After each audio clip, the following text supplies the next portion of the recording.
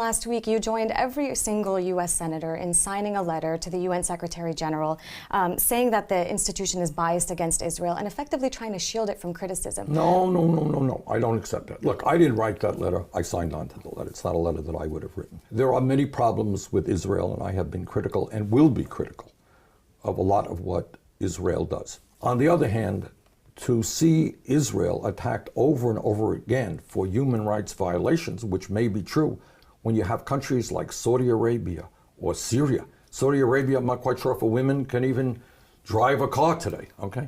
So I think the thrust of that letter is not to say that Israel does not have human rights issues. It does.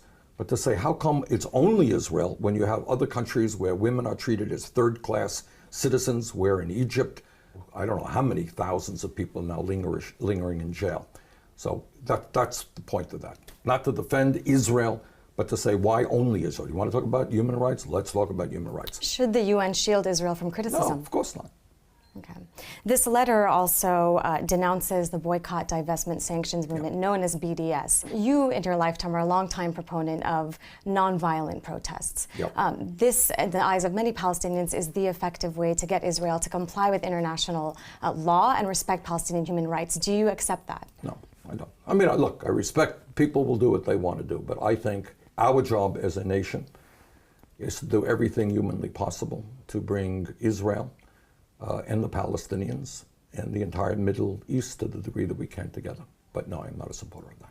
Palestinians will say they've resisted violently, they get punished. They resist non-violently with BDS, they're also punished. We're entering the 50th year in the occupation. June marks 50 years of occupation starting in 1967. We know the occupation has no end in sight. We know that this is a government that doesn't plan on ending it. And talks have failed for a quarter century.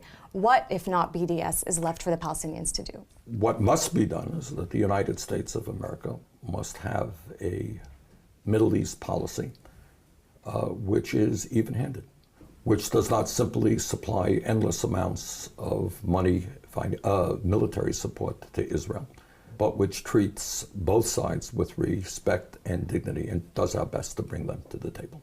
Okay?